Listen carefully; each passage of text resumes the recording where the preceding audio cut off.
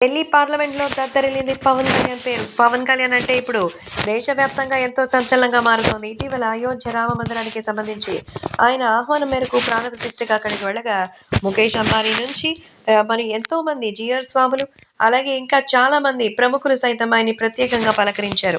ఈ విషయంలో పవన్ కళ్యాణ్ అంటే ఎంత గొప్పదనం అనేది తెలుస్తుంది కదా! అందుకే మోదీ, అలాగే అమిత్ షా వీళ్ళందరూ కూడా ఆయన్ని ప్రత్యేకంగా అయితే గౌరవిస్తారని కూడా సమాచారం. ఈ నేపథ్యంలో తాజాగా అందరూ కలిసి ఎంతగానో ఆనందం వ్యక్తం చేస్తూ ఆయన్ని మెచ్చుకున్నట్టుగా అయితే తెలుస్తోంది. ప్రస్తుతం సోషల్ మీడియాలో సైతం ఈ విషయాలు ఎంతో వైరల్ అవుతోంది. అలాగే పవర్ స్టార్ పవన్ కళ్యాణ్ అయితే నేరుగా వెళ్లి కూడా మరి వార్నింగ్ ఇచ్చినట్టుగా తెలుస్తోంది.